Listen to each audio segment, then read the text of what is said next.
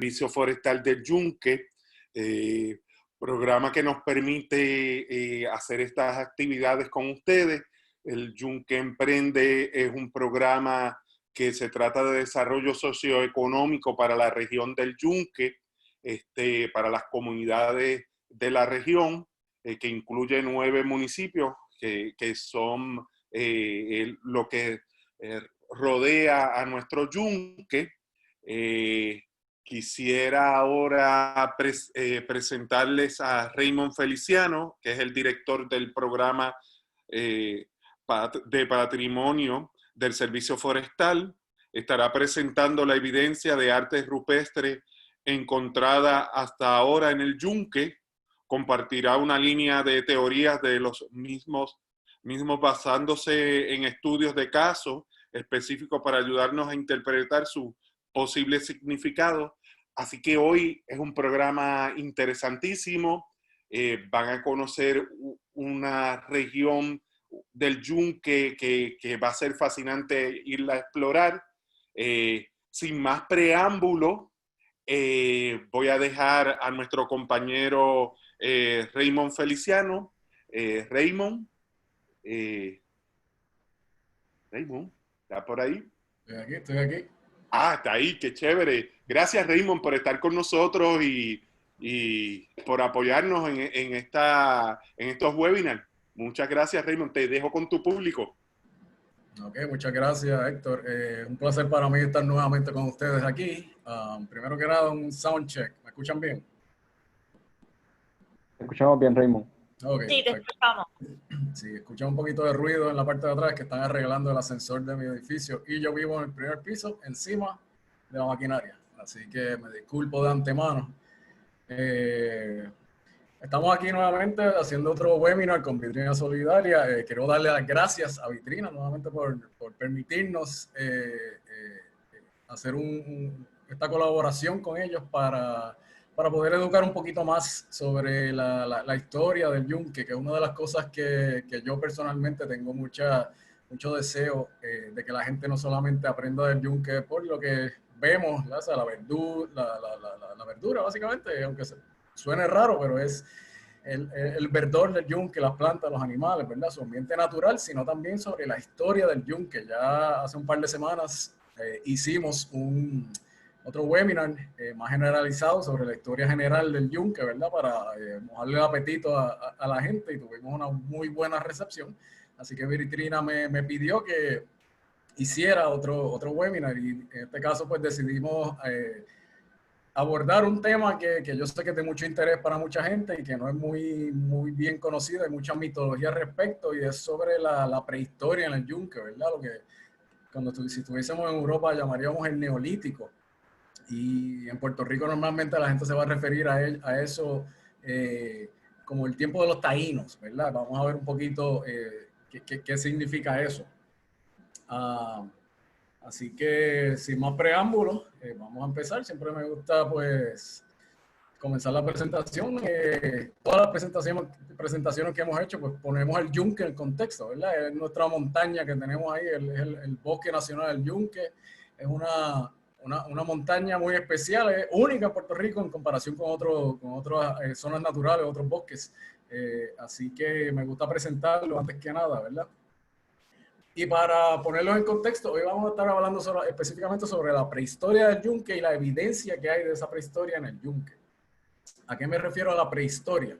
La prehistoria es un concepto de las cosas que habían y las personas y las dinámicas sociales, culturales, económicas, humanas que existían antes de que llegaran, en el caso del Caribe y el Nuevo Mundo, antes que llegaran los españoles. La prehistoria no es una cosa universal o no empieza en un momento al mismo tiempo alrededor del mundo, sino que se basa mucho en el contexto. En el contexto del Caribe es antes de Colón y después de Colón. Después de Colón, obviamente, la historia, antes de Colón, la prehistoria. ¿Y por qué?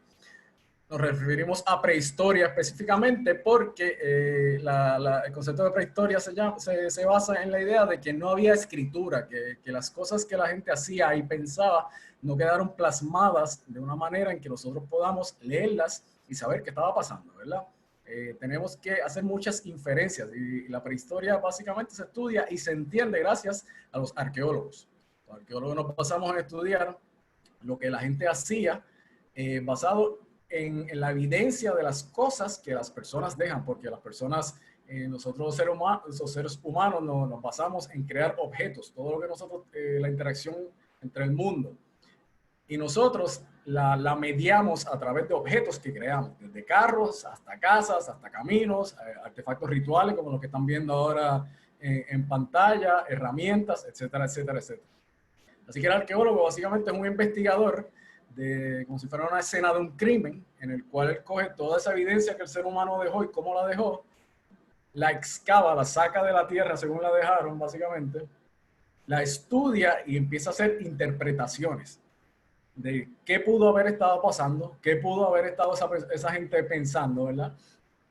Qué dinámicas estaban pasando. Y eso es bien importante decirlo porque los arqueólogos hacemos interpretaciones basadas en evidencia. Yo no le puedo hablar a nada de lo cual yo no tenga evidencia. ¿Saben? Yo no voy a presentar, un arqueólogo nunca debe presentar sus ideas o sus opiniones personales si no tiene evidencia. Eso es lo que llamamos una opinión profesional, ¿verdad? Esa opinión profesional está basada en lo que encontramos al hacer nuestras excavaciones. En el caso de hablar para la prehistoria, quiero dar un trasfondo general, ¿verdad? La última presentación, yo dije que Puerto Rico tiene más de 6.000 años de historia antes del presente. Cuando digo antes del presente, si te empieza hoy a contar hoy, 6.000 años para atrás, más o menos tenemos una evidencia certera de que la gente estaba llegando a la isla de Puerto Rico. Eso no es una línea específica en la cual podemos decir, mira, en el año 4000 antes de Cristo fue que llegó la gente. No. Simplemente lo basamos en la evidencia que tenemos y si hay unos rangos en el cual nos movemos hacia adelante o hacia atrás dependiendo de la evidencia. Eso puede, como decimos en buen español, estirar el chicle hasta 4.000, 5.000, 6.000 años antes de Cristo, o sea, serían 8.000 años antes del presente o quizás mucho más. En el Caribe sabemos que la gente estaba viniendo de diferentes partes, posiblemente de Sudamérica, Centroamérica, a 8.000, 10.000 años antes del presente, inclusive 8.000, 10.000 años antes de Cristo. Y digo antes de Cristo y antes del presente para hacer la diferencia porque cuando bregamos con tiempo son unas líneas o unos puntos de referencia artificiales que ponemos. Por ejemplo, cuando hablamos antes de Cristo o después de Cristo, estamos hablando, poniendo esa línea de referencia en el nacimiento que creemos que data de la era cristiana, cuando nació Cristo, en el año 0. Antes de eso, antes de Cristo, después de eso, después de Cristo. Y yo normalmente trato de usar antes de Cristo, después de Cristo, cuando estoy hablando con el público, porque es lo más relacionado que tenemos. Por ejemplo, ahora estamos en el año 2020, después de Cristo, para que lo tengan de referencia. Así que tenemos evidencia en el Caribe, específicamente en Puerto Rico, de varias etapas migratorias. Esto es un modelo que estoy presentando aquí basado en el modelo de Irving Rouse, el padre de la arqueología del Caribe, básicamente. No es el único modelo que existe, pero es el modelo más sólido que tenemos. Y sabemos que hay gente que estaba viniendo a Puerto Rico desde 4.000 años antes de Cristo. Y eso es lo que nosotros podemos decir como si fuera la etapa paleolítica, los arcaicos. Y básicamente esta gente no tenía, se asume que no tenía agricultura, que eran nómadas, que se basaban en la caza y la recolección. Hay alguna evidencia que está saliendo más recientemente que posiblemente sí tenían algún tipo de agricultura, tenían cerámicas, cosas así, que esa es una de las divisiones bien específicas, si estaban produciendo o si no estaban produciendo cerámica, ¿verdad? Porque la cerámica para los arqueólogos, aunque en el día a día es mundana, pero para los arqueólogos es bien específica porque la cerámica es uno de esos materiales que cambia y refleja las idiosincrasias, las ideas y la tecnología de la gente que la produce. En el periodo arcaico no tenemos mucha evidencia originalmente no había evidencia de cerámica. Después tenemos un periodo de migraciones de agricultores que se asumen que son de la costa norte de América del Sur, que se llaman los saladoides, que tienen un montón de subdivisiones en las cuales no voy a entrar específicamente hoy porque ese no es el tema, que datan de 300 años después de Cristo, antes de Cristo, de hecho, después de Cristo, al 600, hay un error ahí, se supone que sea 300 años antes de Cristo. A 600 años después de Cristo, y después entramos en una etapa formativa que se llama la etapa ostionoide, que ahí que podemos empezar a pensar de no solamente gente migrando de Sudamérica, trayendo sus ideas y su cultura y sus materiales y sus herramientas, sino que hay una criollización en el Caribe, en esta etapa ostionoide, después de 600 años después de Cristo, en el cual toda esa gente que empieza a migrar posiblemente se empiezan a sentar y se empiezan a adaptar a las condiciones, ya no de Sudamérica, las cuales eran sus raíces, sino a las condiciones antillanas, y por eso se llama la etapa formativa antillana. Y estamos hablando del periodo ostionoide, que también incluye a los taínos. Ahora, hacemos la división aquí entre los ostionoides y los taínos, porque tenemos casi una división artificial que hacemos los arqueólogos, porque cuando hablamos de arqueología per se, normalmente lo agrupamos en el periodo ostionoide, los taínos dentro de eso, ¿verdad? Pero cuando hablamos con el público y la manera en que se ha creado la idea de los taínos versus los pre-taínos, nos ayuda a hacer la diferencia en este periodo entre 600 a 1200 años después de Cristo, en el cual tuvimos esta criollización de las culturas de gente migrando, en el cual se asentaron y se volvieron lo que yo tiendo a llamar los primeros proto-puertorriqueños, ¿verdad? Porque se adaptaron aquí. Versus los taínos, que ya estamos entrando en una subdivisión de complejidad social, de complejidad tecnológica, política, que pasa entre 1200 a 1500 más o menos, el periodo en que llegaron los españoles. Y cuando llegan los españoles le ponen un freno a esa evolución cultural, tecnológica, económica, social. Así que si vemos en la línea, y por eso me gusta presentar esto, los taínos per se no existen solamente por un periodo más o menos de 300 años como cultura prehistórica establecida en el récord arqueológico. Sin embargo, tenemos casi 6.000 años, 5.000 años antes de eso, de existencia humana en Puerto Rico, que no envuelve a los taínos, y por eso me gusta hacer la división entre los taínos. Es como una, fue lo que quedó al final, aunque era lo más complejo, lo más excitante y lo más bonito, pero es lo que conocemos porque fue lo que encontraron los españoles y documentaron un poquito de eso, ¿verdad? Habiendo hecho ese resumen bien breve, y no lo cojan como una clase, esto es un resumen solamente para ponerlos en tiempo, ¿verdad? Vamos a entrar a hablar de la prehistoria y la evidencia prehistórica en el Yunque.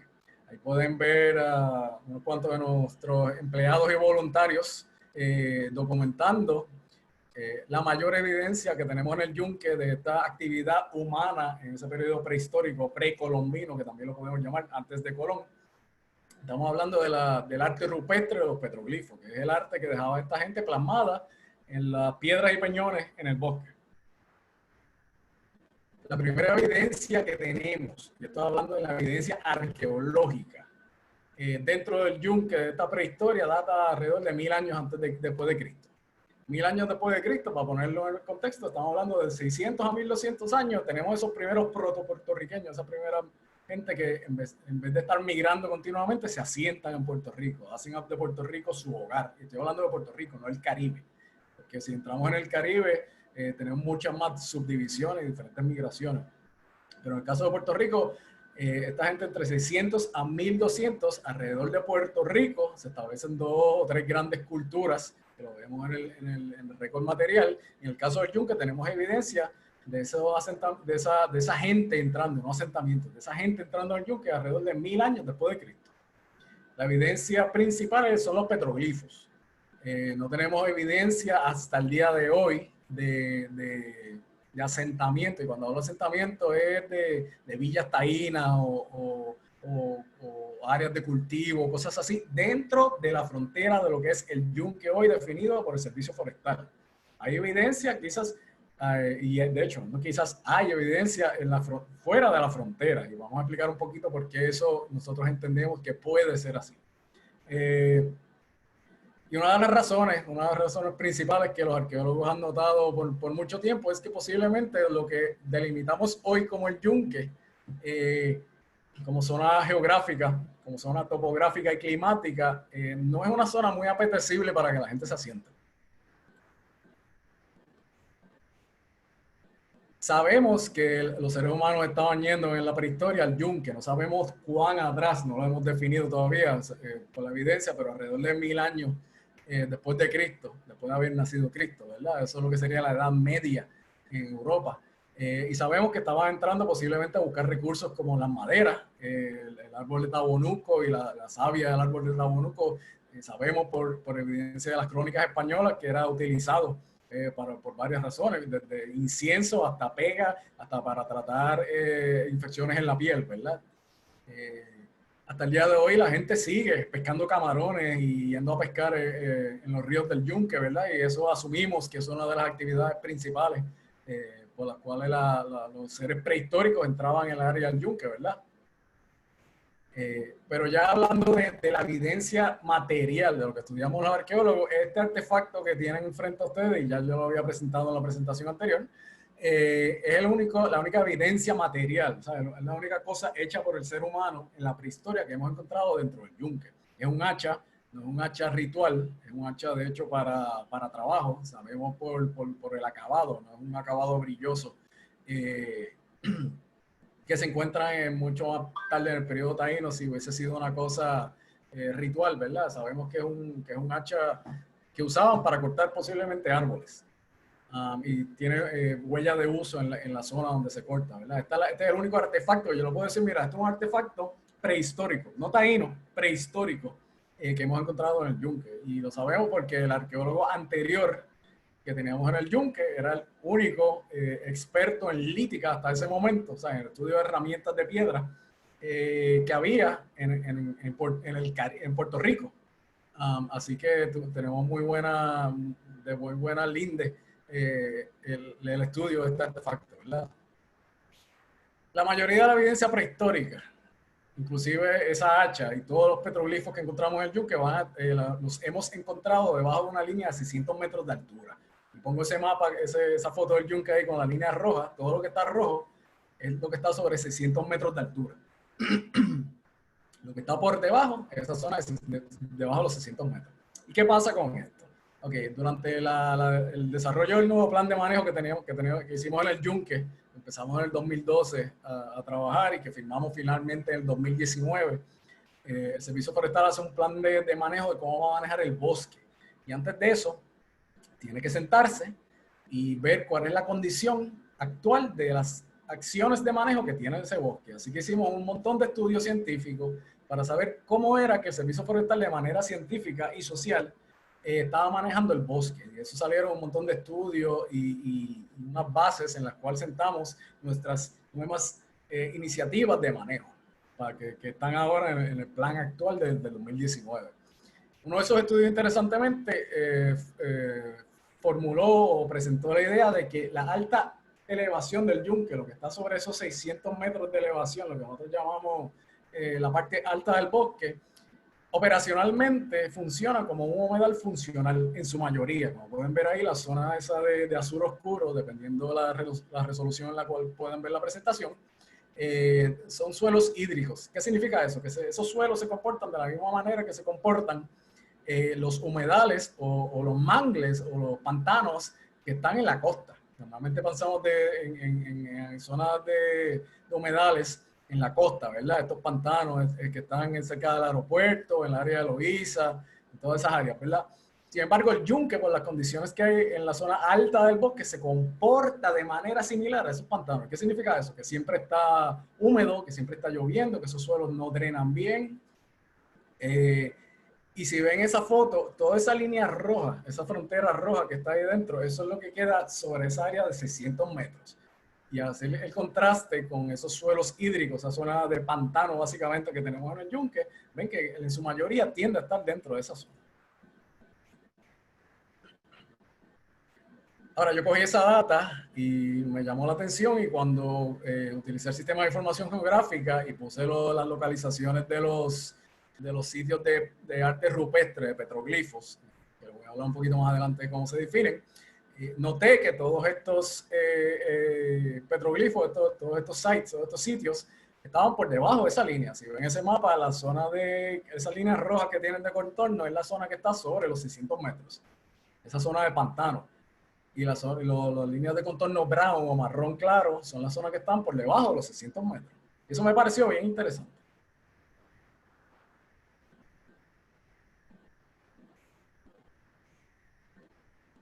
Y eso me llevó a pensar mucho, a hacer mucha investigación basado en otras ideas que ya se han presentado sobre el yunque, sobre por qué no hay evidencia sobre esa línea de 600 metros, por qué todos esos petroglifos tienden a estar por debajo de esa zona de humedal, ¿verdad? Y muchas de las ideas que se han presentado es que posiblemente había una percepción en la prehistoria del yunque como el dominio del área sobrenatural. No era cualquier monte en Puerto Rico con las condiciones específicas. Cuando vemos al yunque desde la costa y tengamos en cuenta, esta gente en la prehistoria, vamos a salirnos del concepto que tenemos ahora, de cómo nos movemos en Puerto Rico por carreteras, por tierra, ¿verdad? En la prehistoria posiblemente era mucho más fácil moverte por agua. Por eso es que esas migraciones se dieron y se daban constantemente desde Sudamérica, posiblemente desde Centroamérica, porque el agua no era un impedimento. Esta gente tenemos que asumir, basado en la evidencia, que eran buenos navegantes, aunque vinieran en canoa, y los españoles lo mencionan, que venían en canoa, pero el agua no era un enemigo como se convierte para nosotros en el contexto moderno, en que el agua, el mar, es un elemento que nos aísla, ¿no? Para ellos era un elemento de conexión. Y de hecho, las migraciones iniciales en Puerto Rico normalmente se tienden a presentar en la costa. Y se presentan en la costa porque era mucho más fácil moverte en una canoa a través de la costa, ¿verdad? Que meterte para la jungla de los montes de Puerto Rico, ¿verdad?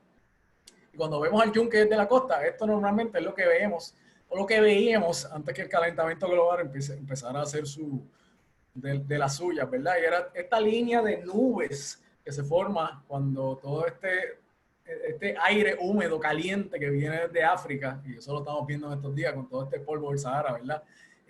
Choca con esta primera gran montaña que se encuentra en las Antillas Mayores, que es el yunque. Y cuando ese aire caliente choca, sube, se empieza a enfriar y se condensa, así que se crean las nubes, ¿verdad? Y así es que se crea esta línea de nubes alrededor del yunque constantemente, porque es que la elevación hace que ese aire suba, según está moviéndose, se enfría, se condensa y crea esa línea de nubes. Cuando usted lo ve desde la costa, ve esta división artificial, de hecho, natural, artificial para nosotros, entre lo que está por debajo de esa línea de 600 metros y por encima de esa línea de 600 metros, que es la zona de formación de nubes. Y eso me hizo pensar que había una relación directamente proporcional entre esta línea de formación de nubes, esas condiciones de humedad y la actividad humana. Y muchos investigadores han formulado esa idea, específicamente Jeff Walker, que era el arqueólogo del bosque, que era ese especialista en lítica, primer especialista en lítica en Puerto Rico, en el cual el yunque, posiblemente por esa división geográfica, climática, natural, creó una división geográfica cultural, una percepción cultural entre lo que estaba por encima de las nubes y por debajo de las nubes. Y eso es una creación que no solamente se da en el Caribe, es una creación o un concepto universal. Lo vemos desde las ideas del Monte del Olimpo, donde vivían los dioses griegos, que era una zona también cubierta de nubes, hasta el Monte Sinaí, donde vivía Yahweh o Jehová. Para los judíos cristianos, ¿verdad? En el cual era un monte tan alto que las nubes lo tapaban y allá arriba habían truenos y cosas, ¿verdad? De ahí que viene la cuestión de los rayos y los truenos de Zeus y de Jehová, ¿verdad?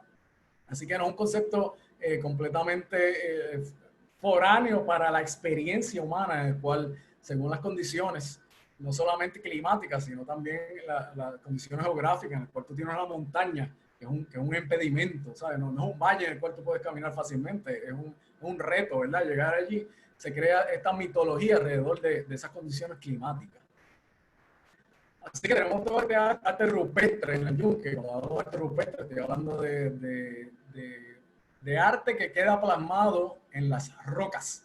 Hay que ver la cuestión de arte rupestre. En el yunque, por debajo de esos 600 metros de altura y por encima de eso, no tenemos casi evidencia. Y digo casi evidencia porque recientemente encontramos un petroglifo que puede que esté sobre esos 600 metros, que todavía estamos estudiando, pero no es predominantemente el modelo, ¿verdad?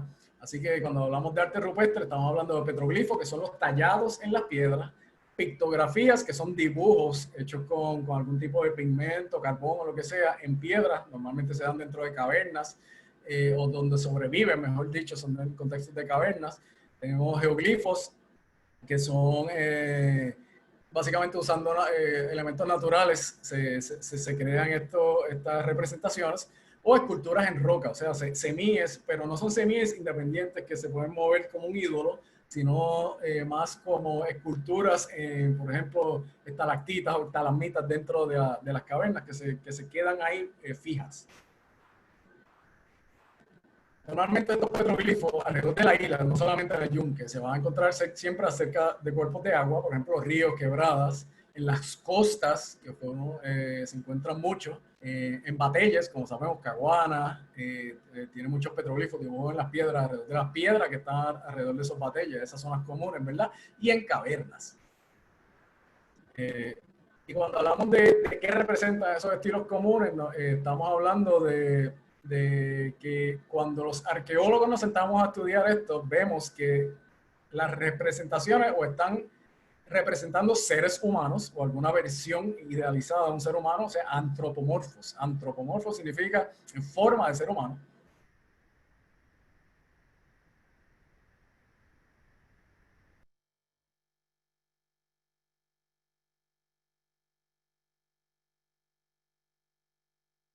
O sea, zoomorfos o cosas abstractas. Que siempre me preguntan sobre el fechado.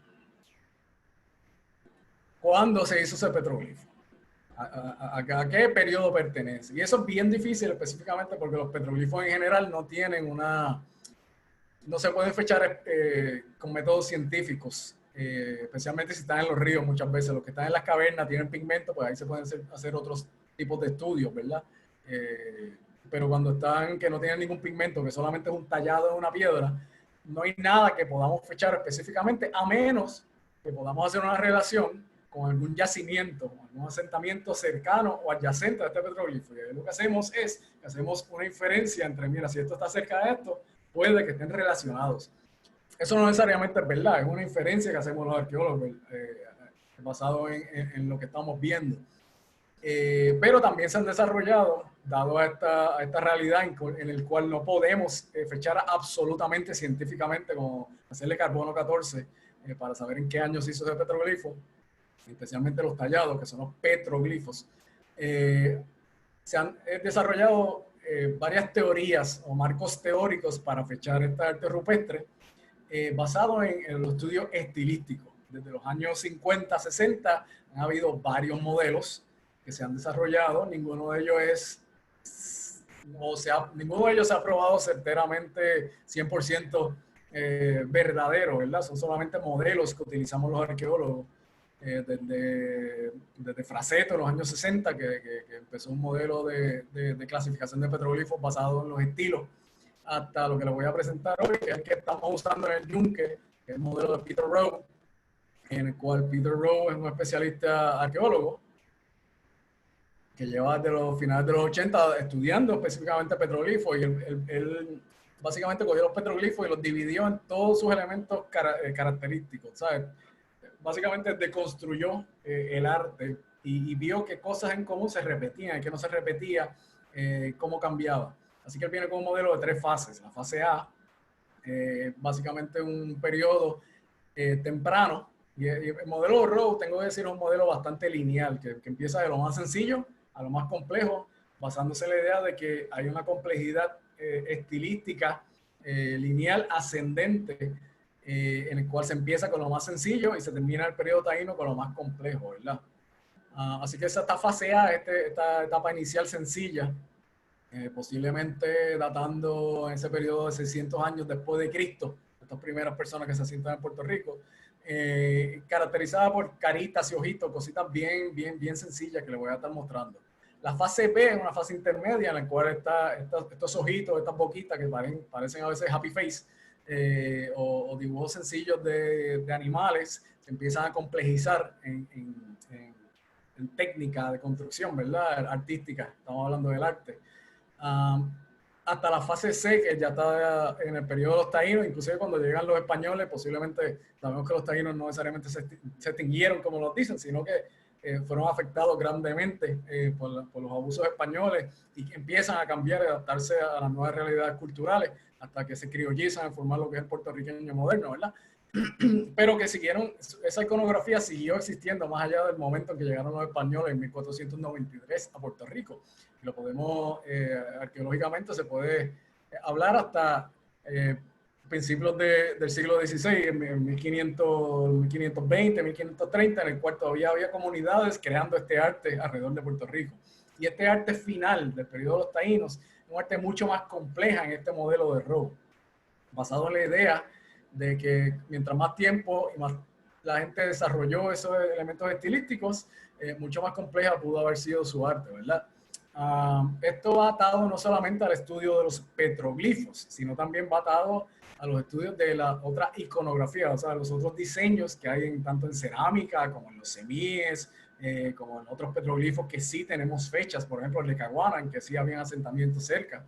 Así que es un modelo que, aunque no es perfecto, es uno de los más sólidos que existen hasta el momento. Y cuando hablamos de esa iconografía sencilla, piensen en cositas como esta. Esto que están viendo ahora en pantalla está dentro del yunque, está en la parte sur del yunque, en el Río Blanco. Y lo que están viendo ahí, esas líneas básicas, si usted estira la imaginación, puede ver entonces un murciélago.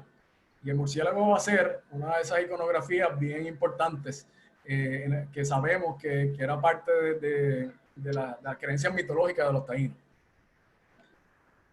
Y junto a este murciélago también podemos ver otros petroglifos bastante sencillos. Es algo que aunque no es bueno decirlo de esta manera, pero imagínense que cuando uno es pequeño que empieza a dibujar las primeras cositas, ¿verdad? Lo más fácil que hacer, hacemos representaciones bien abstractas de lo que es un ser humano, y pueden ver ahí a mano izquierda unos ojitos con una boca, ¿verdad? Que son dos rotitos con una línea.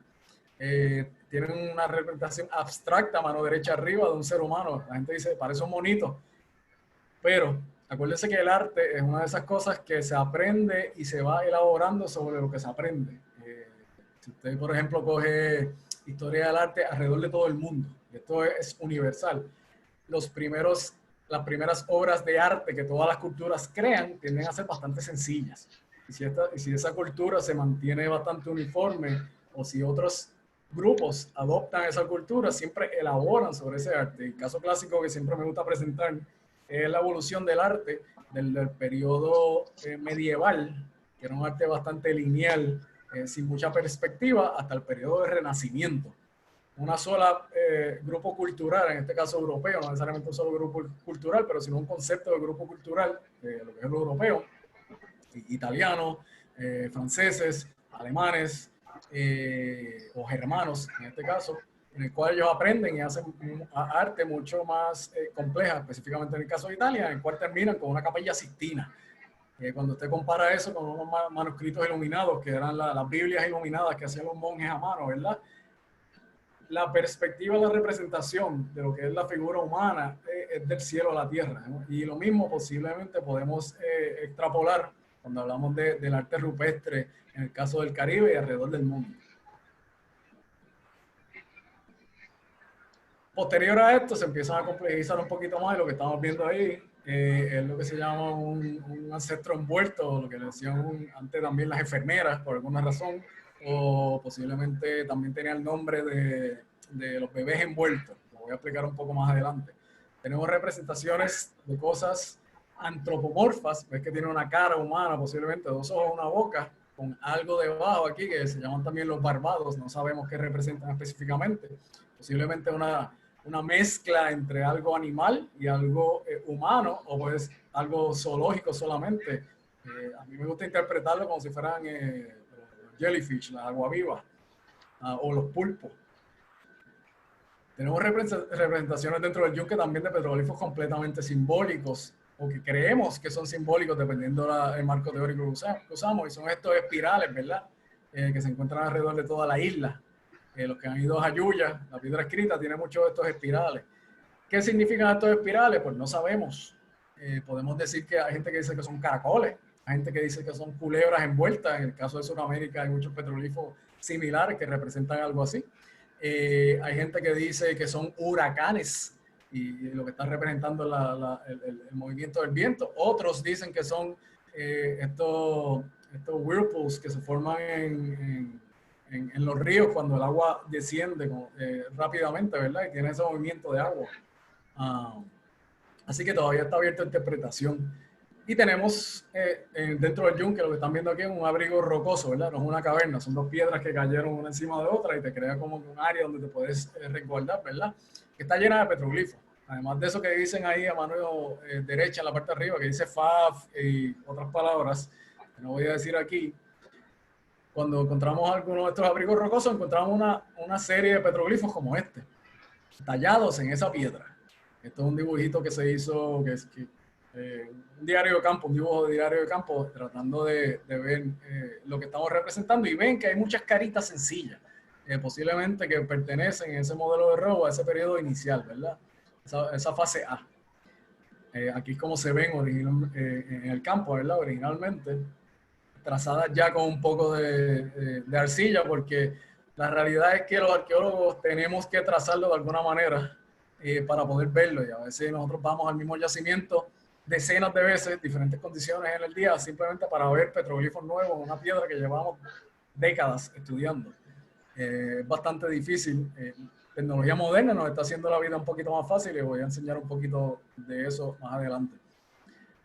Y en los ríos también tenemos otra iconografía un poquito más compleja. Si comparan las caritas con esto que están viendo, a nivel de diseño es un poquito más complejo. Es que tienen en las caras, tienen unos diseños, tienen las bocas y los ojos son diferentes. Ya encima de las cabezas ya tienen otras cosas, ¿verdad? Que interpretamos como tocados, coronas, cosas diferentes.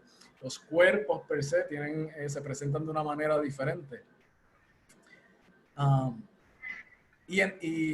Basándonos en el análisis, también vemos que hay una relación dentro del yunque, una relación directa entre el arte rupestre de estos petroglifos y la presencia de agua, o cuerpos de agua.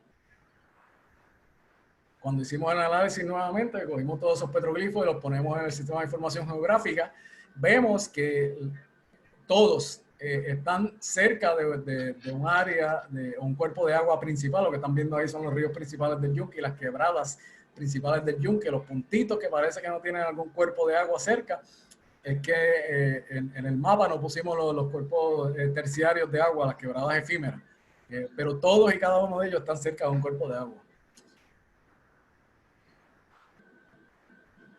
Lo cual nos hace pensar que hay una relación entre los cuerpos de agua y la importancia del agua en el yunque versus la presencia humana y los petroglifos. Esta evidencia. Vamos a estar en un estudio de caso que es el petroglifo del río Icaco, que está en el registro nacional ya. Esto está subiendo por Río Blanco, por allá, por el charco del Hippie, ¿verdad? Esto es una serie de 14 petroglifos que están alrededor básicamente de un anfiteatro natural, alrededor de una piscina natural, en la parte alta donde empiezan todas esas cascadas que se ven en Río Blanco. Y estos petroglifos están distribuidos entre 4 peñones grandes que hay ahí. Ahí pueden ver una foto aérea de esa piscina natural. Y aquí pueden ver una foto en tierra, ¿verdad? De lo que es esa piscina natural, en el centro. Y es como el centro, el epicentro de toda esta presencia de petroglifos. El peñón número 1 está en el extremo oeste de esta piscina natural y tiene una carita bastante sencilla. La pueden ver ahí más o menos, 2 ojitos, una boca y lo que parece ser unas antenitas, ¿verdad? Peñón 2 ya tiene una estructura un poquito más compleja, de lo que llamamos el ancestro envuelto, que le voy a estar hablando un poquito más adelante. El Peñón 3 tiene estas caras que están bastante altas, están casi a un par de metros sobre el nivel del agua actual. Y tenemos también grafitis modernos por debajo de estos peñones que pudimos identificar. Y el peñón número 4, que es bastante conocido y que mucha gente posiblemente en la conferencia va a reconocer, que es este complejo de iconografía bastante popular. Inclusive muchos de los outfitters que tenemos en esa área visitan y lo utilizan para sitios de interpretación de lo que es el periodo taíno, ¿verdad? Y este complejo bien, digo complejo en la idea de que hay muchas cosas dentro de esa iconografía, ¿verdad? Tengo que decir que es un complejo complejo, por ser redundante, ¿verdad? Porque iconográficamente, artísticamente, mucho más barroco o mucho más estilizado que cuando lo comparamos con aquellos ojitos y aquella boquita sencilla de unos petroglifos que están casi adyacentes a esto. Y Peter Rowe, de lo que en ese periodo, fase 3, lo que nos habla es de este arte, ¿verdad? De este arte que es mucho más estilizado, mucho más rico, ¿verdad? En su representación de la realidad. Lo que vemos aquí es una serie de ancestros envueltos que le voy a empezar que le voy a hablar sobre lo que significan, en los cuales vemos que hay una representación bien rica, no solamente en el ancestro, sino en los detalles que tienen, en los tocados que tienen sobre sí, ¿verdad? Que muchas personas lo interpretan como si fueran representaciones de los tótems o de los ancestros sagrados, en el cual tú tienes un ancestro sagrado sobre una deidad, ¿verdad? Para establecer algún tipo de referencia geográfica, de dominio o religiosa.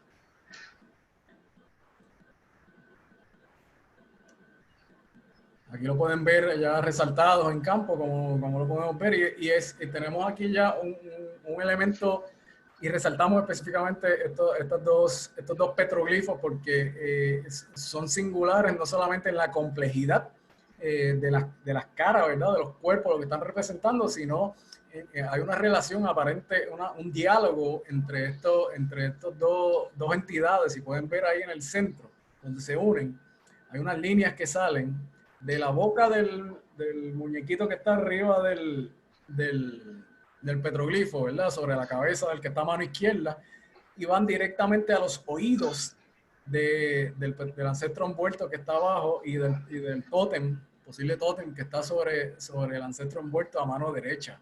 No sé si las ven ahí, ¿verdad? Esas líneas sinuosas que se están moviendo. Posiblemente eso, cuando uno hace un estudio comparativo con otras representaciones culturales a nivel global, no a nivel solamente del Caribe. Por ejemplo, en el caso de la antigua Grecia, las notas musicales, la presencia de música se representa saliendo de las flautas en la cerámica de una manera similar y llegando al oído de las personas que están representadas en esa cerámica, disfrutando de esa música. Así que posiblemente una de las interpretaciones, y digo posiblemente, es algún tipo de comunicación representada de manera abstracta y plasmada en el petroglifo entre un ancestro y el otro. ¿Qué significa? No sabemos, no lo puedo decir. La persona que le diga qué significa un petroglifo le está mintiendo, porque no tenemos suficiente data arqueológica para decirle, mira, estos petroglifos representan específicamente esto. Hacemos inferencias basadas en las crónicas españolas, en estudios comparativos con otras culturas, como que le acabo de mencionar, ¿verdad? Y la interpretación de estos petroglifos como arte, ¿verdad? Así que es si lo miramos desde esta perspectiva, vemos que si este fuese el caso, este fuera el marco teórico en el cual interpretamos esto, estamos viendo una relación dialéctica entre dos entidades prehistóricas, posiblemente ancestros sagrados o cuestiones mitológicas, ¿verdad? En el cual se están comunicando. Y este sería posiblemente el único caso que yo conozco hasta el día de hoy. Y no es que mi conocimiento sea como que completamente universal, ¿verdad? En el cual esta relación dialéctica queda plasmada. Y está dentro del yunque. Si lo ven aquí, se ve mucho mejormente representado. Ven las líneas que salen de los oídos, desde el muñequito que está sobre la cabeza del ancestro envuelto arriba a mano izquierda, hacia los otros dos, inclusive hacia el ancestro envuelto, ¿verdad? ¿Qué está diciendo? ¿Qué puede representar? No sabemos, pero es una interpretación. Y cuando hablamos del ancestro envuelto, ¿de qué estamos hablando? Bueno, cuando vemos en los petroglifos, por décadas se veían estos muñequitos, ¿verdad? Que tienen una cara, pero el cuerpo es como un huevito, es ovoide, con algunas líneas y algunos diseños sobre la cabeza, ¿verdad?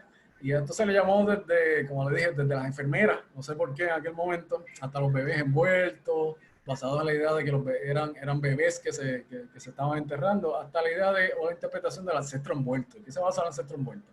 Mucho de la mitología taína se basaba en el culto al ancestro. Y esto es una cuestión bastante universal, ¿verdad? En el cual las líneas paternas, de ahí que viene el término de patrimonio, ¿verdad? Del legado de nuestros ancestros, se establecen basando o estableciendo de alguna manera ese linaje entre tus ancestros, tus padres, tus abuelos y tú, con una intención bastante funcional inicialmente. O sea, si tú quieres tener derecho a la tierra, derecho a la zona de cultivo, específicamente en las sociedades agrícolas o en las zonas de caza o pesca, en las zonas que son nómadas o cazadores, recolectores, pescadores, tú tienes que establecer un derecho a tú estar ahí versus otra gente que va a venir, ¿verdad?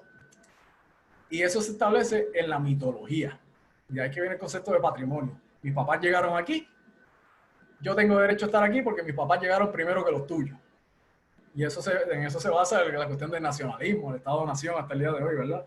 Pero en la prehistoria, o inclusive en otras sociedades, estamos hablando que esto hay que probarlo de alguna manera, ¿verdad? Y ahí que se crea la mitología ancestral, de que mi gente vino aquí y llegamos en tal momento y salimos de cierta caverna y por tanto esta es mi tierra, yo lo voy a defender y tú eres un invasor. Ese es el concepto general. Así que en la cuestión de la prehistoria puertorriqueña, en la prehistoria, en los taínos, por decirlo de alguna manera, los pretaínos, que es un término debatible, inclusive en América, en Sudamérica, Centroamérica, esta cuestión de los ancestros y el culto a los ancestros en estas sociedades neolíticas tempranas era bien importante. Y este culto al ancestro se daba de mantener los huesos de tus ancestros dentro de tu bohío, que es una de las prácticas que mencionan los españoles cuando llegaron y vieron huesos dentro de los bohíos, los taínos, y dicen que ellos que se estaban comiendo a la gente. No, gente, es que tenían los huesos de los ancestros para probar que, mira, mi papá y mi abuelo estuvieron aquí, yo todavía tengo los huesos aquí presentes, y él está enterrado debajo del piso de la casa, del bohío o en el batey. Hasta representaciones simbólicas, artísticas de estos ancestros, ¿verdad? Cuando hablamos del ancestro envuelto, tenemos representaciones como esa y creemos que representan estos ancestros de alguna manera en los ríos, cositas como esta, que es una representación mucho más abstracta, que parece un sapito, ¿verdad? En la cara. Porque estaban representando zonas en las cuales ellos tenían delimitación de dominio geográfico. Sabemos que estos posiblemente son ancestros envueltos, o sea, ellos cogían al muerto, se moría y cuando lo enterraban, no lo enterraban como nosotros. En vez de enterrarlo así acostado, lo enterraban añangotado o en cuclillas, con los brazos, como pueden estar viendo esta momia aquí, y lo arropaban en su hamaca o algún tipo de tela. Y cuando los otros arqueólogos vemos estas representaciones artísticas, pueden ver las líneas ahí, y extrapolamos a otras evidencias arqueológicas en áreas similares del Caribe, específicamente en este caso la cultura muisca en Colombia, vemos que en esa cultura todavía tienen esas prácticas funerarias de cómo enterraban esos ancestros. En el caso de Colombia era que momificaban intencionalmente a estos ancestros, pero la práctica, el ajuar funerario, o sea, la manera en que lo enterraban dentro de esa hamaca es el mismo. Y tienen un individuo con una cabeza por fuera, arropado de su hamaca, ¿verdad? Y tiene todas esas fibras que no dejan ver el cuerpo. Así que tenemos una cabeza con lo que termina siendo un cuerpo ovoide. Y cuando lo representas artísticamente, posiblemente vamos a ver cosas como esta que tienen en pantalla, que es ese petroglifo del Incacos nuevamente, en el cual tú ves que tienes cabezas expuestas, cabezas ya obviamente posiblemente o son con máscaras o deformadas por el proceso tanatológico, ¿sabes? De la muerte, hinchadas, ¿verdad?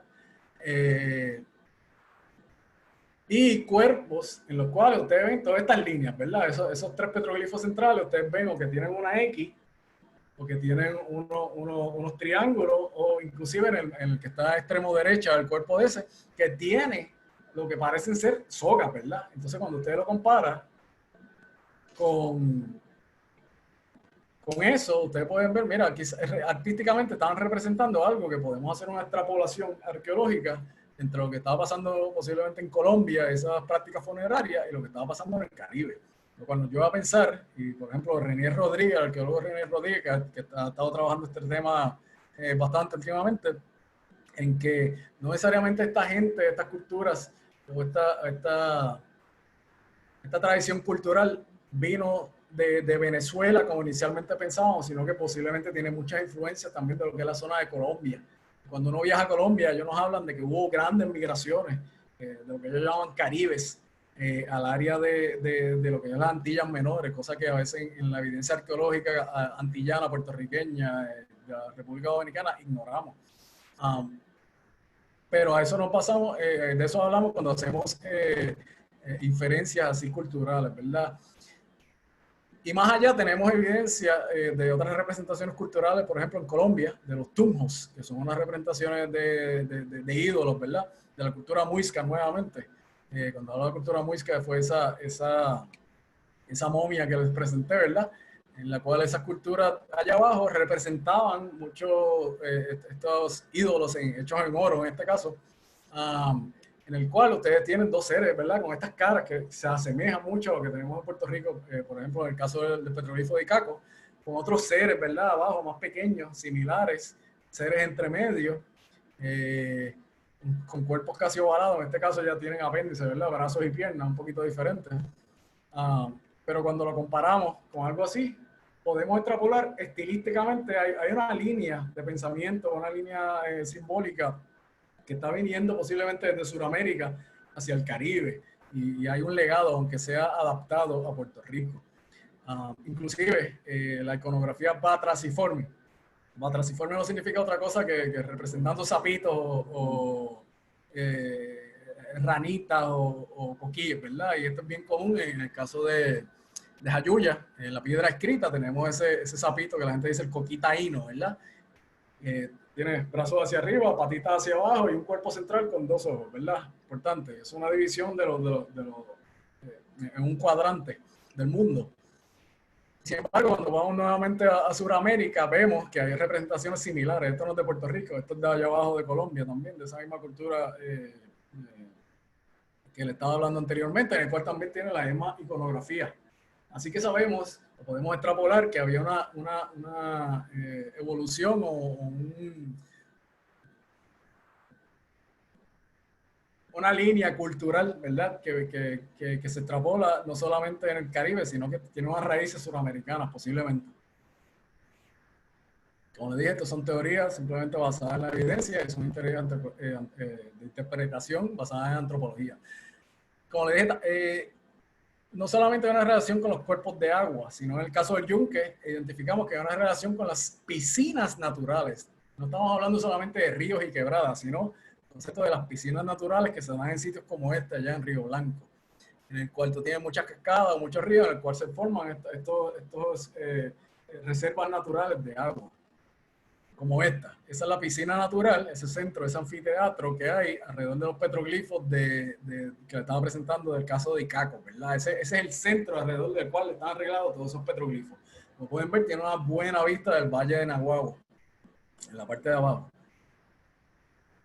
O tenemos otras piscinas de los mismos ríos del Yunque similares a estas. ¿Y por qué estas piscinas muchas veces nos representan o tienen representaciones de petroglifos? En este caso específicamente petroglifos bastante complejos alrededor de ella.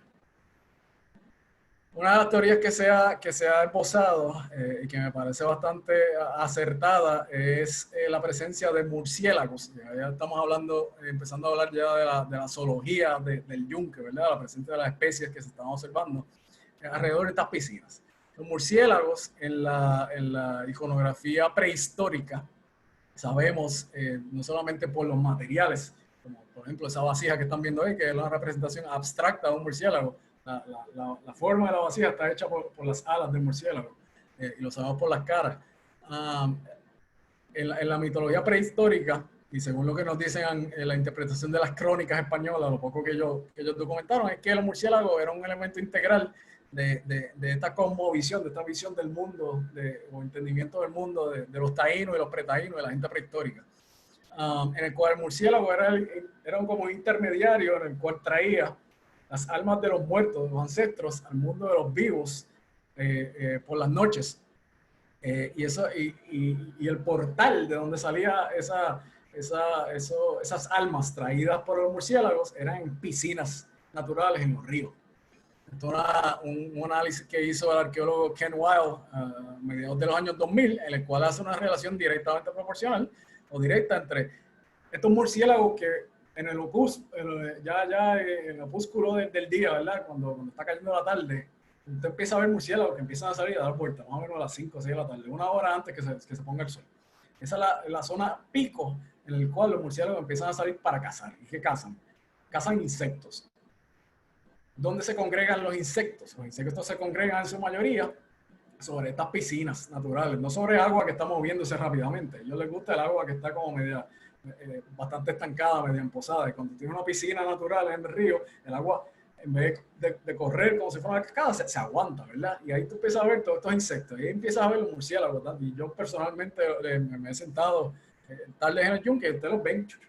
Y los que tengan en algún momento la oportunidad de hacer eso en Puerto Rico, vayan a las 6, 7 de la tarde, si pueden acampar mejor todavía, y van a empezar, cuando ustedes empiezan a ver estos murciélagos dando vueltas toda la noche. Y posiblemente lo que estamos viendo ahí es una interpretación mitológica, en la mitología de la prehistoria en Puerto Rico, sobre un evento natural en el cual ellos ven estos murciélagos, tienen una idea sobre sus ancestros y establecen una relación. Mira, pues esos murciélagos, nosotros creemos que es algo que está trayendo nuestros ancestros, están aquí por alguna razón. No necesariamente porque están alimentando, sino porque están trayendo los espíritus de nuestros ancestros, ¿verdad? A través de estos portales. Y también esto pasa en las cavernas, en las entradas de las cavernas. Todo el que ha visto una entrada a una caverna a las 6 de la tarde en diciembre ve que está llena de murciélagos. No solamente porque viven ahí, sino que se quedan también cazando en el área. Y en el yunque, alrededor de una piscina, podemos decir que tenemos evidencia de esto. Lo que están viendo en pantalla es un petroglifo. Tiene, ¿verdad? Tiene una carita, tiene unas orejas puntiagudas. Tienes un cuerpo que, aunque no se ve completo, posiblemente también el cuerpo es ovalado, ¿verdad? Un ancestro envuelto. Tienes esos triángulos. Pero en la parte de atrás tienes lo que parece son unas alas, ¿verdad? Y posiblemente mi interpretación personal es, esto es arte en perspectiva prehistórica. Cuando hablamos de perspectiva es cuando tú dibujas algo, haces unos puntos de fuga, ¿verdad? Algo para que se vea lo que está atrás y lo que está adelante. Eso es una técnica artística que se desarrolla con el tiempo. Que normalmente cuando se hace la perspectiva inicial, lo que se hace es sobreimposición. Así yo quiero decir que hay algo adelante y algo atrás, y no tengo la técnica artística de cómo hacer eso, que se vea como la Capilla Sixtina, ¿verdad? Que hay cosas adelante y cosas atrás y se ve casi tridimensional. Lo que se hace es que se pone algo al frente de lo que se dice que está atrás. En este caso, yo personalmente interpreto este ancestro envuelto, o sea, esa cara con boca, ojo y cuerpo abajo, posiblemente con un murciélago en la parte de atrás, y lo que me queda son las alas y las orejas en la parte de encima. Y eso hace sentido cuando entonces lo pones en el marco teórico mayor, ¿verdad? De toda esta interpretación y todo este andamiaje teórico de interpretación, en el cual en esa piscina natural que está atrás, los taínos estaban representando, o los taínos o los grupos anteriores, ¿verdad? O no puedo decir que son petroglifos taínos del periodo taíno. Están representando esa iconografía, esa mitología, ¿verdad? Pasando en tiempo real, en el cual había murciélagos trayendo ese espíritu ancestral a la tierra, ese espíritu ancestro envuelto. Pero en el yunque también recientemente hemos encontrado una iconografía mucho más compleja que entonces sí cae bien en el marco teórico de Rowe, de ese periodo 3 o fase 3. Lo que están viendo en pantalla es el segundo hallazgo más reciente, ¿verdad? Una iconografía bien compleja, en el cual tenemos esta piedra estilo altar al lado de un abrigo rocoso, o sea, un abrigo donde tú te puedes resguardar de la lluvia, al lado del río, de hecho. Ahí me puse yo para escala. Tiene más o menos 1 metro de altura por 2 metros de largo. Y esto fue un análisis de fotogrametría que hicimos para documentar la piedra sin tener que hacerle trazos como tradicionalmente hacemos los arqueólogos, ¿verdad? En el cual se toma un instrumento electrónico y se toman fotos y te hace un modelo tridimensional que se puede mover, ¿verdad? Y vemos que hay nuevamente una serie de petroglifos bien complejos. Esas dos figuras centrales que ahí no ven tan claras, quizás aquí lo ven un poquito más claro, en el cual tiene estos dos seres en el centro, ¿verdad? Y si miran en la parte de abajo, tienen caras pero abajo tienen también los trazados, como si fueran esos mismos trazados que vimos en el petroglifo de Icaco, ¿verdad? Como si fueran esas sogas del ancestro envuelto con la cabeza por fuera. Pero en el caso de esta piedra específicamente, posiblemente mucho más tardía porque me está representando algo que vemos ahí vemos más cercano esos dos elementos centrales, ¿verdad? Esos dos ancestros envueltos, pero la iconografía es mucho más compleja y mucho más similar a cosas que encontramos, por ejemplo, en sitios como Caguana. La representación estilística ya aquí del periodo Capá de posiblemente la deidad Atabey, que es la deidad creadora del universo taíno, ¿verdad? En el cual ustedes pueden ver, si miran la parte de arriba, tiene el mismo tocado, el mismo ajuar sobre la cabeza. Los ojos son similares, así de estilo GAFA o Google. Sin embargo, el cuerpo es diferente. Y cuando entramos entonces a estudiar la mitología, lo poco que documentaron los españoles en esas crónicas, ¿verdad? Iniciales de la conquista, nos hablan sobre la dinámica entre Atabey, que fue la diosa madre, pero entonces ya tuvo dos hijos iniciales, que eran Yocajú y Huacar. Yocajú se convierte entonces en la deidad principal, el dios de la yuca, el dios del bien, el dios de los cultivos, ¿verdad? Es el dios que vive en el yunque, según la mitología. Y después tuvo una hija, que era Guamansex o Huracán, la misma deidad. Y sabemos que tradicionalmente en la mitología, hasta el día de hoy, se habla de que en el yunque se da la batalla entre Yocajú y Huracán. Posiblemente esta piedra está representando no solamente eso, sino está representando esta dualidad entre esas dos deidades, ¿verdad? Y una relación familiar establecida, ¿verdad? Lo masculino versus lo femenino. Yocajú era masculino, Sex era femenina. El orden versus el caos. Así que todavía estamos estudiando, esto es un hallazgo inicial, pero son ideas que nos surgen, ¿verdad? Basadas en el concepto de este arte que existe, que estamos viendo, y todas las interpretaciones y todo el estudio que tenemos que hacer. No hemos hecho excavaciones todavía no hemos hecho excavaciones en estas áreas para poder extrapolar, a ver si hay algún material que podamos fechar, a ver si hay algún enterramiento en el área cercana, ¿verdad? Pero es bien interesante encontrar esta iconografía y tan compleja dentro del yunque, cosa que nunca se había encontrado específicamente dentro de la frontera del yunque o en la zona aledaña, porque inclusive cuando usted compara este petroglifo específicamente con el petroglifo de Icacos, el Icacos es mucho más sencillo estilísticamente a nivel de historia del arte que lo que estamos viendo aquí. Y también nos establece unas relaciones con otras partes de Puerto Rico que no habíamos visto en el yunque, así que todavía estamos, hay tela para cortar, como dicen por ahí, y mucho estudio. Así que este es el final de la presentación. Como les dije, esto es algo bien general para que vean la complejidad que tenemos en el yunque, y ahora pues abierto a la pregunta. Gracias, excelente. Wow. Y eso que eso es sencillo. Está súper chulo. Bueno, los compañeros y compañeras que quieren hacer preguntas. Cristina, ¿estás por ahí? ¿O Eduardo? Hello. Sí, Héctor, ¿me escucha? Sí, le escucho. Una de las primeras preguntas que nos hicieron era como que si había alguna evidencia sobre los arahuacos, que pregunta Frederick Torres. Sí, mira, el concepto de arahuaco, como le estaba mencionando, muchas de las interpretaciones que se han hecho a través de los años sobre las culturas prehistóricas en Puerto Rico, en el Caribe, ¿verdad? Y estamos tratando de establecer cómo la gente llegó al Caribe. Cuando se hace mucho los estudios en los años 70, 80, los 90, se descubre que hay muchas similitudes con lo que es la costa norte y las culturas indígenas que están en el norte de Venezuela, lo que llaman la cuenca del Orinoco y toda esta zona, ¿verdad?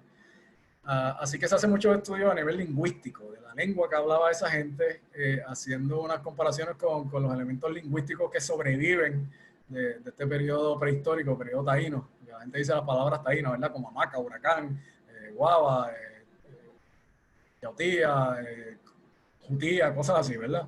y se establece que hay una relación similar, una similitud entre la lengua arahuaca y la lengua de esos restos que quedan plasmados en el Caribe, que básicamente quien los rescata son los españoles. Así que en ese momento se empieza a flotar esta teoría de que la gente llegó a Puerto Rico de esta zona de Venezuela, ¿verdad? Del norte de las costas de Venezuela. Y de ahí que viene esta cuestión de los arahuacos.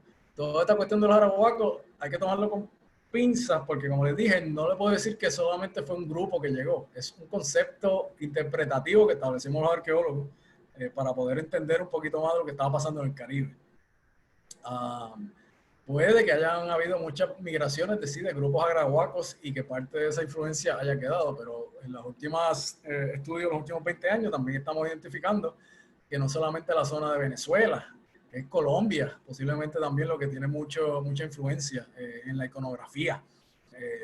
Hay cosas aquí que yo no le hablé porque, como dije, son casi 7.000, 8.000 años de historia, ¿verdad? Y los taínos de los arahuacos posiblemente son los últimos. Pero a nivel de evidencia material tenemos representaciones de cosas que son de los Andes, ¿sabes? Tenemos representaciones de cóndores y cosas que no se dan en la zona de Venezuela, no en la zona de arahuaca. Así que hay evidencia a nivel lingüístico, hay evidencia posiblemente a nivel cultural, ¿verdad? Pero no es la única evidencia. No podemos decir que solamente un grupo posiblemente fue el que pobló la zona del Caribe y Puerto Rico. Eso me lleva también a hablar del concepto del taíno, ¿verdad? El concepto del taíno, sabemos que posiblemente el taíno no existía. El taíno es un concepto que crean los españoles, los europeos, ¿verdad? Una división entre los que le daban problemas y los que no le daban problemas. Hay una iconografía como dice Renier Rodríguez, de lo taíno. Pero yo decir que solamente había un grupo que era taíno y otros que no eran taínos, no necesariamente esa es la realidad, ¿verdad? Porque sabemos que había muchos estilos artísticos, muchas ideas, muchos conceptos similares que se compartían desde toda esa costa norte, posiblemente desde Costa Rica, bajando por Panamá, Venezuela, subiendo por las Antillas, y creamos un marco antillano, ¿verdad? Pero no solamente era un solo grupo lo que había. En el Caribe, cuando estudiamos las culturas prehistóricas, inclusive en el caso de Puerto Rico, hay subdivisiones que vemos en el mundo material, en la explotación del ambiente, en la creación de la cerámica. En el caso de Puerto Rico se puede dividir inclusive en el periodo taíno, ese periodo de 1200 a 1500 y pico, en dos culturas diferentes, este y oeste, que no necesariamente una línea trazada en la tierra en acero, ¿verdad? Pero que nos habla que había gente diferente en cada lado de la isla. Y no es sorprendente que sea en el centro de la isla donde están los grandes centros ceremoniales como Caguana y Tibe. En esa zona posiblemente de interfaces en el que había una relación entre esos dos grupos. También no podemos definir los grupos sociales o de la prehistoria con nuestras visiones modernas. O sea, Puerto Rico no existía. Posiblemente Puerto Rico, la división que existía era que la mitad de Puerto Rico estaba más asociada a lo que es las Islas Vírgenes, Vieques, Culebra, las Islas Vírgenes Americanas y Británicas, y la parte oeste de Puerto Rico, si tiras una línea de Arecibo a Ponce, estaba más asociado a lo que era la República Dominicana. Cuando llega a la República Dominicana también había unas divisiones. Cuando llegas a Cuba, inclusive en el caso de Cuba, en la parte este de Cuba, podemos hablar de que habían taínos en Jamaica, en las Bahamas sabemos que habían taínos, porque ahí fue que llegó Colón, su primer viaje, ¿verdad? Pero sin embargo, cuando vas a la parte oeste de Cuba, no habían taínos, había gente que podemos llamar arcaico, de cazadores recolectores diferentes con otras influencias.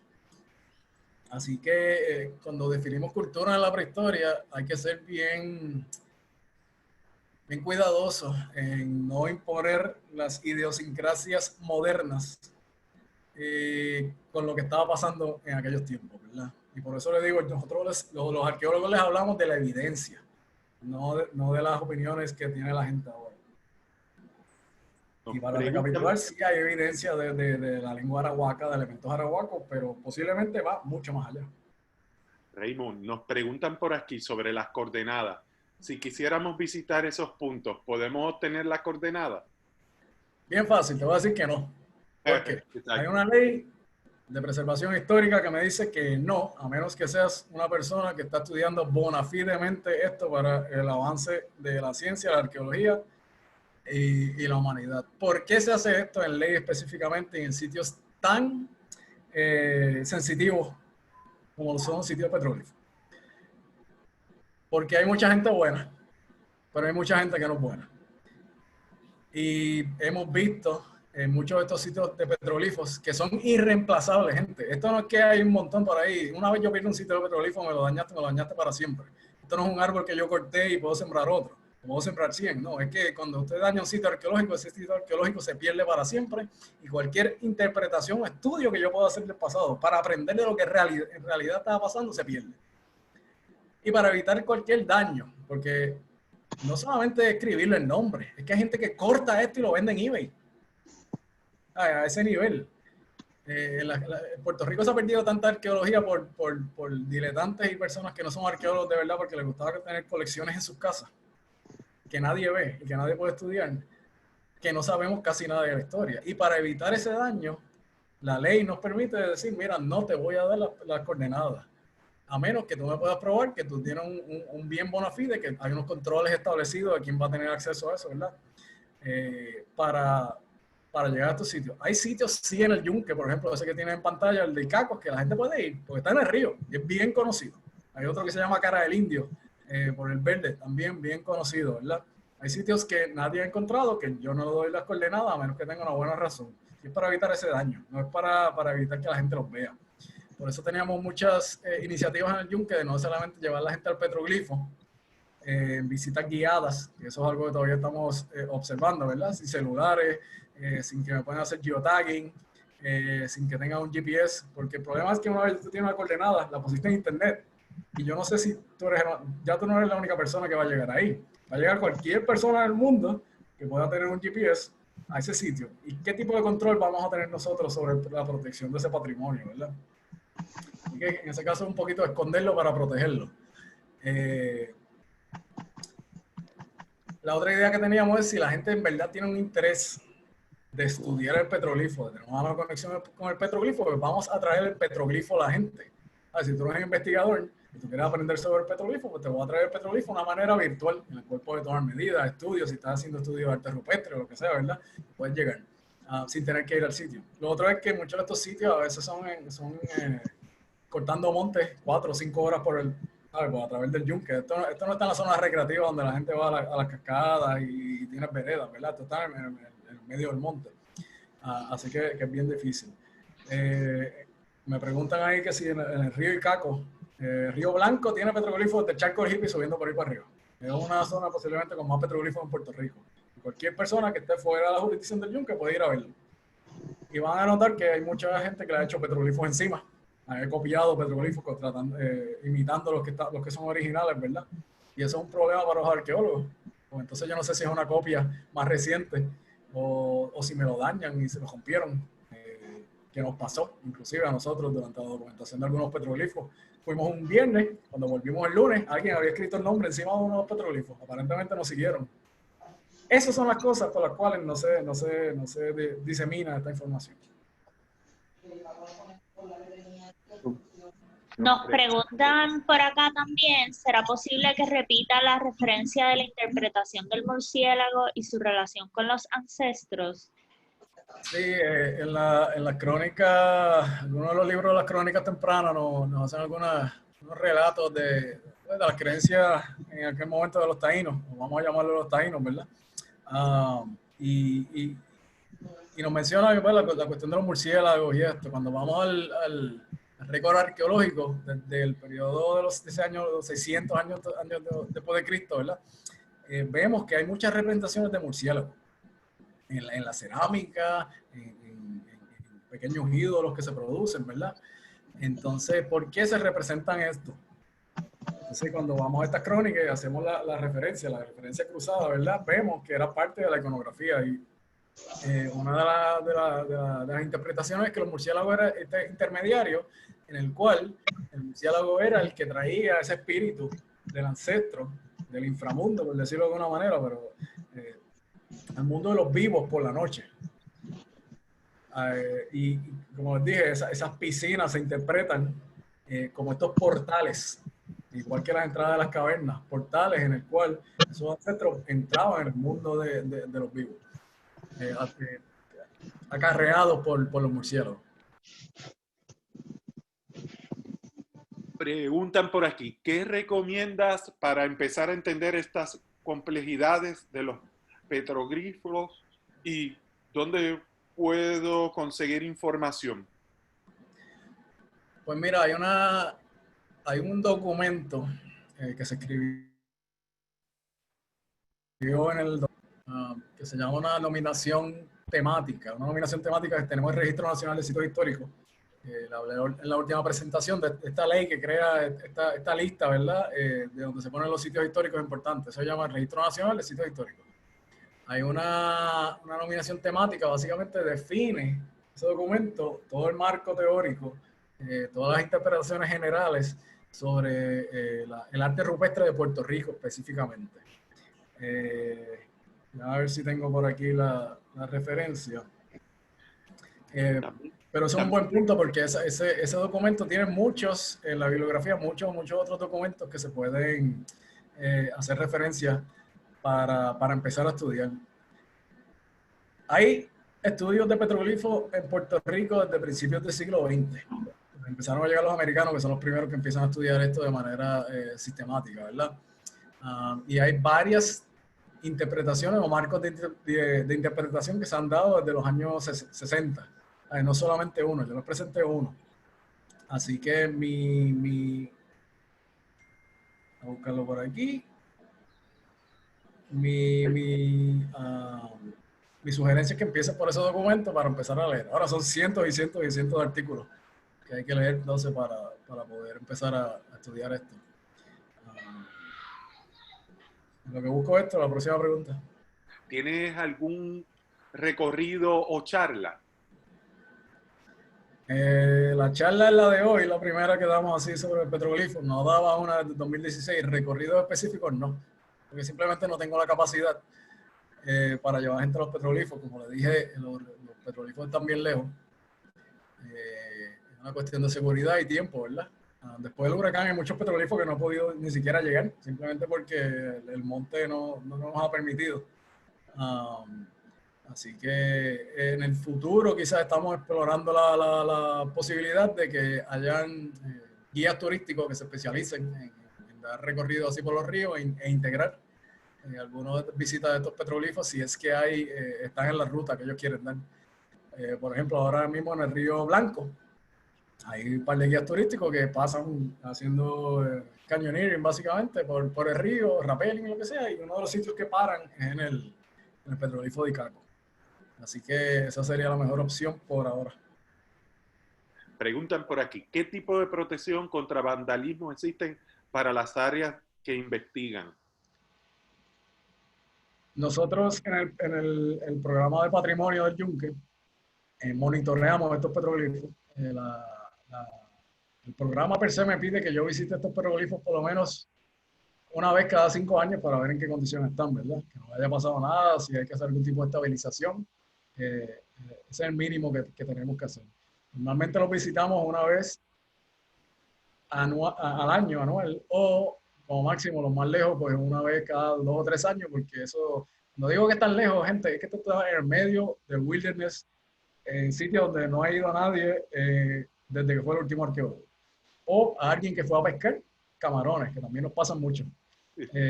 La tradición cultural, pues estos sitios también son los mejores para pescar camarones y mucha gente pues se mete ahí y termina escribiéndonos los nombres y cosas así, ¿verdad?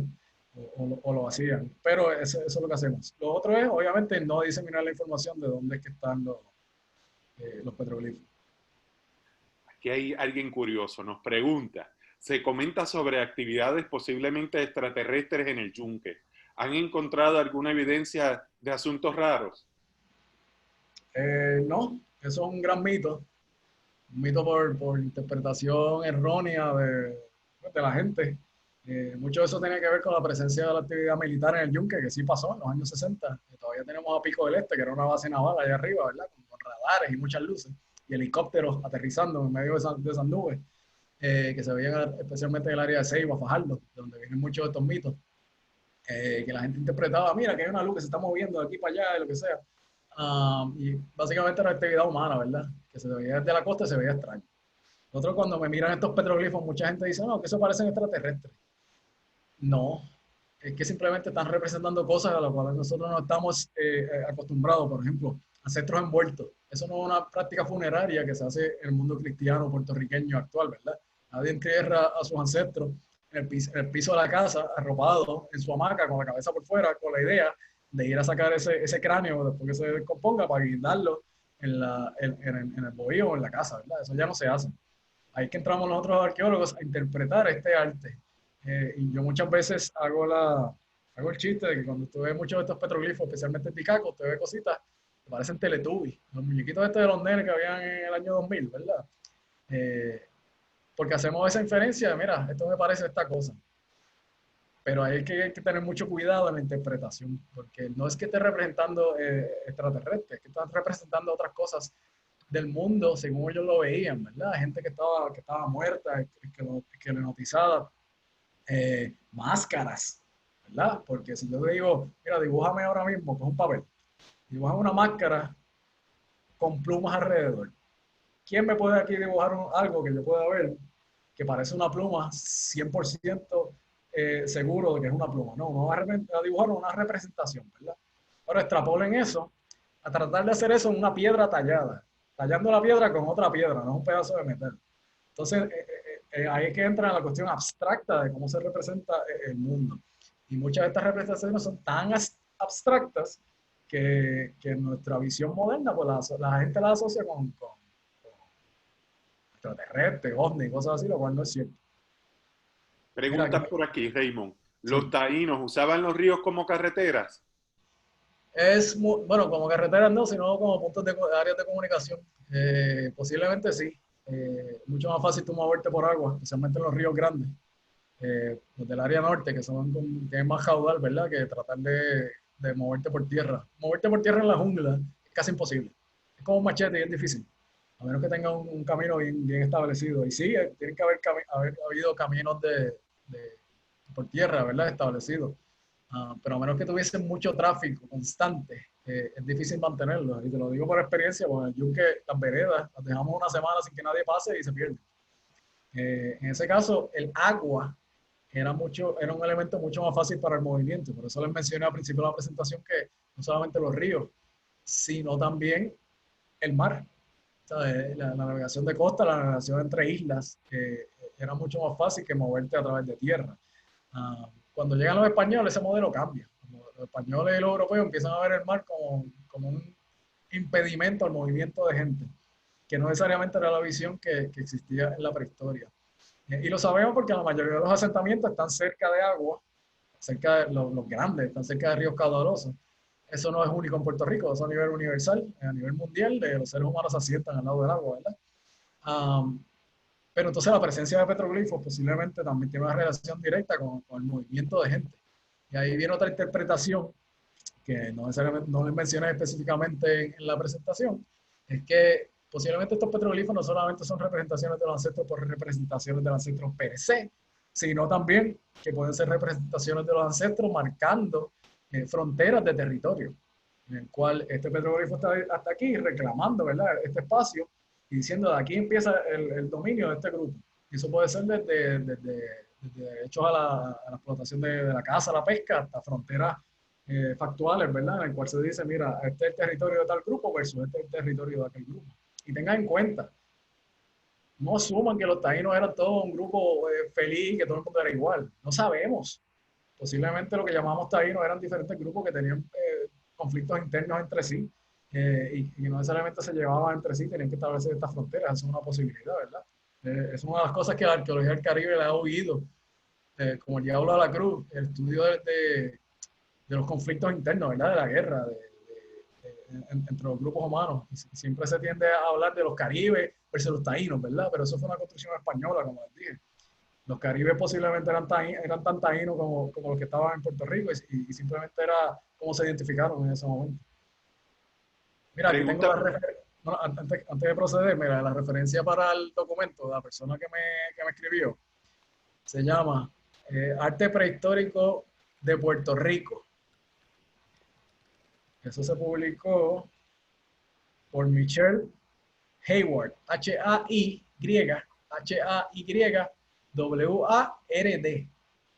Michelle Hayward y Michael Chinquino, lo voy a escribir en el chat. Ese es el mejor documento que tienen para empezar entonces a buscar. Preguntan por aquí, ¿el yunque está abierto para el público? Abrimos la zona de lo que es Puente Roto, abrimos lo que es Angelito, el resto del yunque, lo que la gente llama el yunque, ¿verdad? La carretera 191, que no es el yunque, es la zona recreativa de la mina. Se va a abrir para julio a través de un sistema de reservación para mantener el control por la cuestión del COVID y por la cuestión de mantener la salubridad en los baños y el acarreo limitado que tenemos para mantener gente. Así que se va a establecer un sistema de reservación por teléfono o virtual en un website que se llama reservation.org,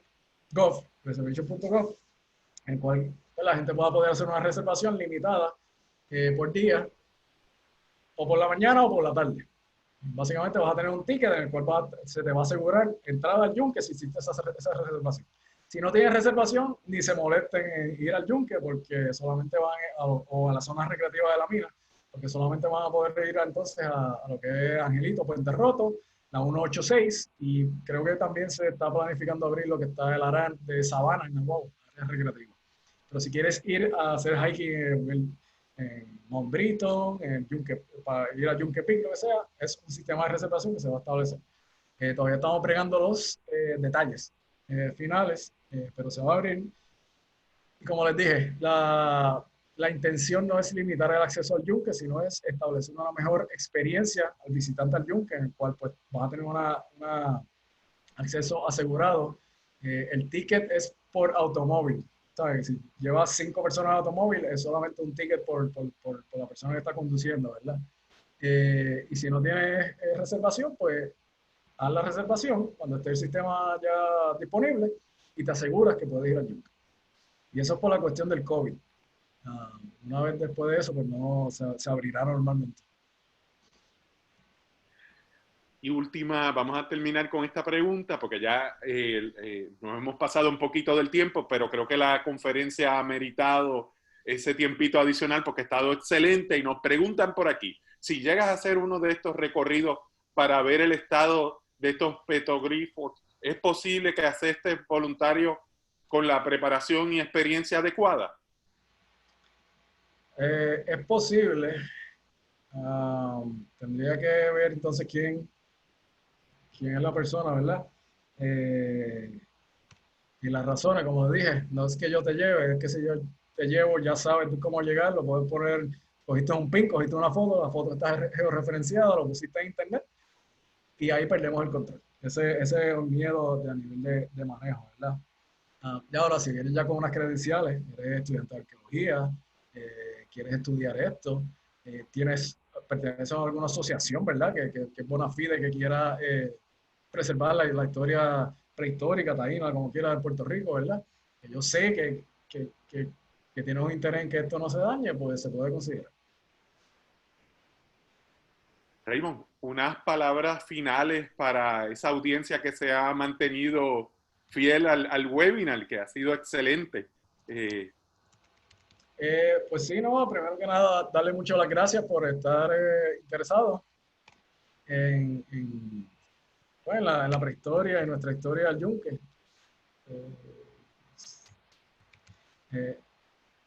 Disculpen que estoy aquí corrigiendo un typo que escribí. Okay. Es un placer para mí nuevamente colaborar con Vidrina para llevar esta información a la gente, para educarlos un poquito más sobre la historia del yunque, ¿verdad? Que es algo que yo entiendo que ha estado ignorado y que nos enriquece mucho más, entendiendo qué estaba pasando en el yunque, ¿verdad? No solamente son los árboles y las plantas y los ríos, sino la presencia humana. Son ustedes, son sus ancestros los que estaban interactuando ahí. Mientras más ustedes entiendan esto, más apreciación van a tener no solamente por el yunque, sino por la Sierra de Luquillo, todas las zonas naturales de Puerto Rico. Estamos trabajando duro para preservar este legado de todo el pueblo puertorriqueño, ¿verdad? De toda la humanidad, no solamente del pueblo de Puerto Rico, como les dije, porque esto es importante. Así que mientras cualquier persona que tenga cualquier duda o quiera inquietud, nos pueden contactar a nosotros en el Yunque o a través de Vitrina, ¿verdad? Ellos nos hacen llegar la información, cualquier reclamos que tengan. O inquietud, busca información, interés de ser voluntario también, ¿verdad? Una de las cosas que no le mencioné es que estos petroglifos que documentamos muchas veces sí son voluntarios. No es la primera vez que llamamos voluntarios, pero son gente que ya uno conoce, ¿verdad? Y que nos ha ayudado de gratis a preservar este legado, como están viendo ahí en pantalla. Así que solo resta darle las gracias a todos los participantes, ¿verdad? Y a Vitrina por ser un colaborador y llevarnos de la mano o mano en mano con esta nueva visión que tenemos de manejo del bosque y esperamos que esto continúe. Muchas gracias. Gracias. Cristina, para terminar. Cristina, ¿me escucha? Cristina parece que está el internet, esto es parte de... pues quiero darle las gracias de verdad. Para todos. Ajá, muy bien, Cristina, adelante. Y gracias por unirse. Saben que nos pueden escribir a info@vitrinasolidaria para solicitar su certificado. Nos tiene que enviar un email para nosotros ahí hacérselo llegar, y el donativo puede ser por ATH móvil.